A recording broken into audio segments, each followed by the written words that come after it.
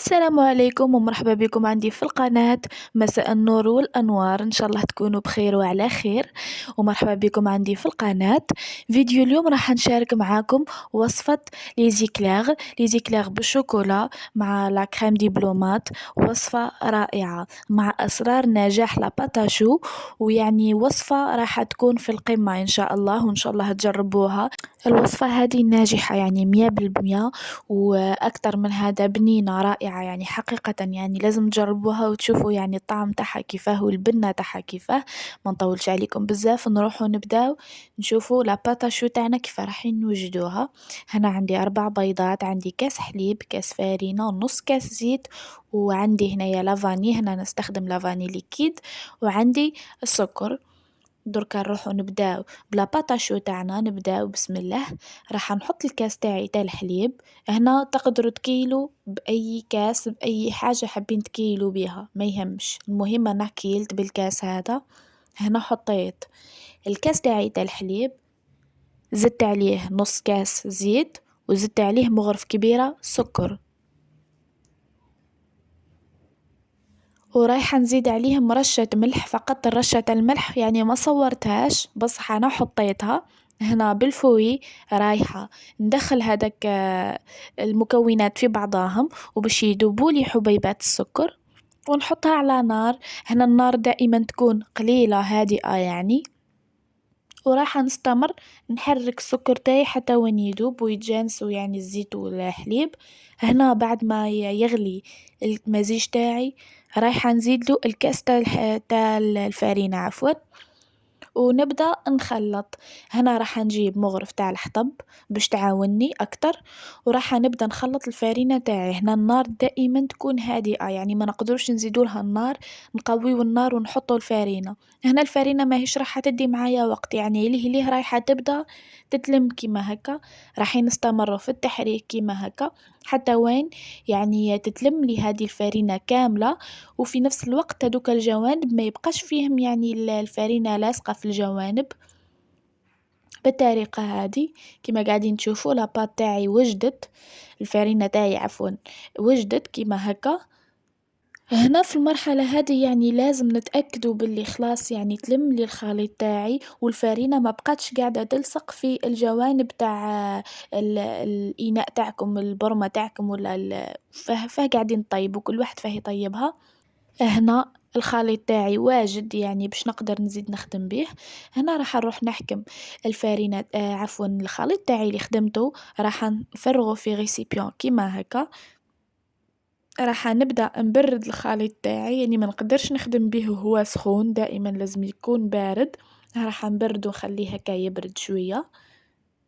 وهنا راح نروح نجيب له لافاني ليكيد اللي ما كنتش حطيتها معاها، ورايحة نحط يعني كمية معتبرة من الفاني باش تنحيلي ريحة البيض هذاك، باش ما يبقاليش في لاباتاشو تاعي. هنا بعد ما حطيت الفاني راح نحط البيض، عفوا حنبدأ نكسر البيض تاعي. هنا فيما يخص البيض يعني كل واحد على حسب الحجم تاع البيض تاعو. هنا أنا عندي البيضات تاعي كبار، يعني البيضة كبيرة، راح نحط 3 وراح نشوف إلا كان يعني لاباتاشو تاعي مازالت محتاجة ولا لا. بصح مع العلم يعني أنا 3 بيضات تاعي يعني يجيو في 4 بيضات متوسطين. يعني هنا باش تكونوا في علمكم باللي راني حطيت كمية حوالي 4 بيضات ماشي 3 بيضات، على خاطر البيضة تاعي كبيرة كما قاعدين تشوفوا. يعني هنايا لاباتاشو وبلا الكمية هذه والكيل هذا راح تديلكم 4 بيضات يعني قد قد. هنا راح نروح نبدأ نفرغ البيض تاعي، ونشوف لاباتاشو تاعي على حساب واش رايحة تدي البيض. يعني ساعات البيض لاباتاشو تدينا من 4 حتى ل5 بيضات، وبما انه البيض تاعي كبير يعني ماهيش راح تديلي البيض بزاف، يعني حطيت 3 بيضات. يعني تعدلت لي لاباتاشو، وصلت للقوام اللي نحوس عليه. هنا راح نبدأ نخلط لاباتاشو تاعي غير بشوية، يعني نمزج هذاك البيض وهذيك لابات نخلطهم مع بعضهم مليح. هنا راح نروح نستخدم الفوي يعني باش يسهل عليا الخدمة أكتر. وراح نخلط مليح المكونات ونشوفوا يعني لاباتا شوفوها إلا كان وجدت يعني ولا كان وصلنا للقوام اللي نحوسوا عليه نحبسوا ما بقيناش نزيدوا لها البيض، ولكن ما وصلناش للقوام اللي نحوسوا عليه قادرين نروحوا حتى ل4 ولا 5 بيضات، المهم أن نوصلوا للقوام المناسب تاع لاباتا شو. هنا الفوي تاعي شوية يعني يديرونجاني في الخدمة وراح نطول بزاف، راح نروح نخدم بالباتيغ، الباتيغ يعني رايح يساعدني ويختصر عليا الوقت، كيما اللي ما عندوش الباتيغ يقدر يخدم غير بالفوي نورمال، يعني ماهوش لازم الباتيغ. هنا راح نروح نبدأ نخلط لاباط تاعي ويعني نخلطها مع البيض تاعنا مليح ونشوف يعني عيني هي اللي رايحة تحكم في الحالة هادي. درك نعطيلكم القوام المناسب يعني واللي راح نوصل له باش يعني نشوف بلي لاباطاشو تاعنا وجدت. هنا راح نروح نكمل نخلط لاباطاشو تاعي مليح، نزيد لها البيض حسب يعني واش نحتاج. هنا بعد ما وصلت للقوام هذا يعني لاباطاشو تاعي واجدة. هنا لاباطاشو تاعنا مش لازم تكون يعني القوام تاعها سائل بزاف، يعني لاباطاشو لازم تكون حاكمة روحها وفي نفس الوقت ماهيش لازم تكون عاصية كيما نقولوا إحنا، لازم تكون يعني في الوسط، يعني نفس القوام هذا اللي قاعدين تشوفوا فيه. هنا راح نروح نفرغ لاباطاشو تاعي في لابوش اللي راح تساعدني باش نخدم بيها، يعني باش نقدر يعني ندير الحبات تاع لي زيكلاغ تاعي. هنا راح نروح نفرغ الغيسيبيون تاعي كاملة في لابوش بالطريقة هادي ونروحو نبداو نشكلو في الحبات تاعنا. هنا الحبات تاعي راح نروح نجيب سنيوة اللي تدخل للفرن وراح نحط فيها ورق الطهي بالطريقة هادي وراح نبدا نشكل الحبات تاعي. انا خيرت الحبات تاعي يكونوا شوية صغار ما يكونوش كبار بالطريقة هادي، وكل واحد كيفاه يحب، يعني كاين اللي يحب يطيب على مرة واحدة والحبات تاعو يكونوا كبار، هنا ترجع لحسب الرغبة، كيما كاين الناس اللي يحبوا يديروهم شوية صغار. كل واحد واش يحب يدير وكل واحد والذوق تاعو، كل واحد كيفاه يحب يتفنن ويزين، هذه ترجع إلى الأذواق تاع الناس. أنا حبيت ندير بالشكل هذا يعني يساعدني حتى الكعبة ما تكونش كبيرة بزاف وما تكونش صغيرة بزاف. هنا راح نروح نكمل الكمية تاعي تاع العجينة كاملة ونعدل الحبات تاعي تاع لي زيكلاغ كاملين بالطريقة هادي، فقط يعني نحاول يكونوا الحبات تاعي متساويين يعني ما تجيش حبة أكبر من حبة، وراح نروح نرشهم بسكر جلاسي بالطريقة هادي وندخلهم للفرن. هنا نرجعوا للطياب تاعهم، هنا وين يكون السر تاع لاباطاشو. هنا الفور تاعنا لازم يكون سخون مليح، راح نطيبهم من التحت ومن بعد ما يطيبوا من التحت ونشوفهم باللي قاعدين ينتفخوا نزيد نشعل عليهم من الفوق. هنا فقط يعني نصيحة كي نعودوا قاعدين نطيبوا فيهم ما لازمش نحلوا الفور يعني ونخليو الهواء يضربهم. هنا نروحوا نرجعوا نوجدوا لا كريم باتيسيير تاعنا. هنا عندي كاس حليب، عندي مغرف كبيرة نشا، راح نزيد لها مغرف ونص سكر ورايحة نزيد لها مغرف فارينة. هنا الفارينة تاعي راح يعني تخلي لا كريم باتيسير تاعي بنينة، يعني انا ما نحبش التحليات اللي يجيو فيهم غير نشا، يعني راح تجمد و يجي يعني الذوق تاعها ماهوش مليح بزاف كيما يعني كيما تكون فيها الفارينة راح تجي يعني القوام تاعها رائع كيما قاعدين تشوفوا. هنا بعد ما حطيت لا كريم تاعي على النار ومع التحريك المستمر حتى وين يعني هذيك لاكريم تاعنا تقالت وتحصلنا على هذاك القوام.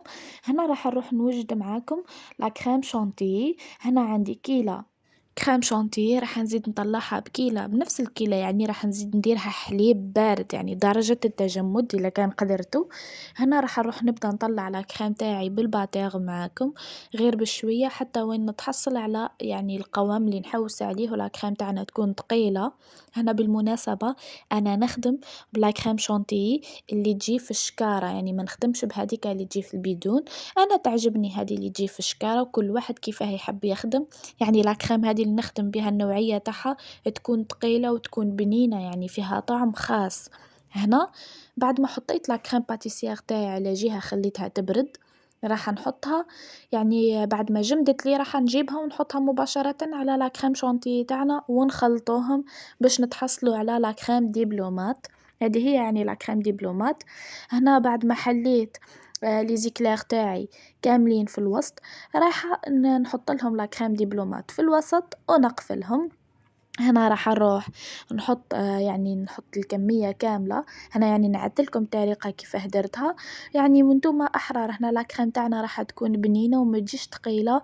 كيما لاحظتوا أنا ما حطيتش البيض في لاكريم باتيسير، يعني باش تجيني بنينة وفي نفس الوقت نحافظ عليها لأطول مدة ممكنة. يعني كيما نعرفوا البيض كي نخدموا حاجة بالبيض ما نقدرش نخبيوها، يعني ما لازم ناكلوها يعني في اليوم هداك. بعد بصح لا كريم دبلومات يعني تقدر عادي حتى تبقى لنا حتى الغدوة وما يصرالها والو.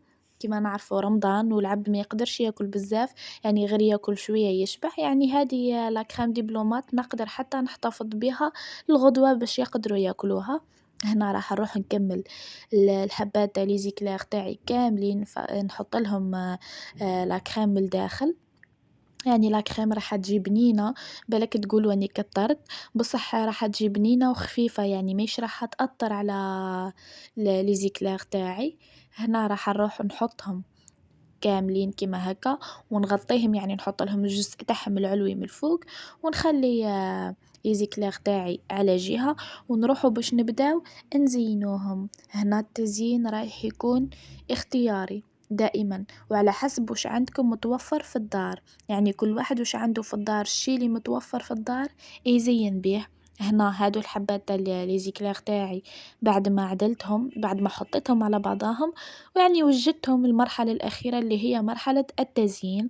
هنا جبت شوية تاع الشوكولا، يعني أنا خيرت النوع اللي نحبو ناكلوه حنا وانتم وسي تحبوا تخيروا النوع اللي يعجبكم ويساعدكم. دوبتها في حمام مائي وزدت لها شوية زيت يعني باش تخلي لي هذيك اللمعة اللي تجي من الفوق في لي زيكلير كيما قاعدين تشوفوا. وزينت لي زيكلير تاعي عادي، يعني ما حبيتش نصور لكم مرحلة التزيين على خاطر ما فيها حتى حاجة يعني صعيبة، فقط يعني المكسرات اللي عندي في الدار حطيتهم من الفوق على السطح تاع لي زيكلير تاعنا. هنا عندي شوية تاع لي فراز حطيتهم من الفوق. يعني التزيين عادي على حسب وش ما عندي متوفر في الدار. وهنا هذه هي النتيجة النهائية تاع لي زيكلير تاعنا. حقيقة يعني جاو حتى المظهر تاعهم مليح، يعني العين تاكل قبل الفم، وفي نفس الوقت يعني البنة حقيقة البنة تاعهم روعة، يعني نتمناكم تجربوها. يعني ما نبقاوش غير نشريوهم برك، ما نعودوا قادرين نخدموهم في الدار نخدموهم على هلا. هنا حطيتهم مع التحلية هذه وراح نشاركها معاكم، ديجاني صورت لا فيديو تاعها وما زلت ما شاركتوش معاكم برك. وكانت هذه هي وصفة اليوم، نتمنى تعجبكم ونتمنى تجربوها يعني وتشوفوا البنة تاعها على واش قاعدة نحكي. يعني والعبد يزدي تجربة هكا، حاجة يقدر يديرها في الدار يديرها في الدار علاه يبقى يشري فيها.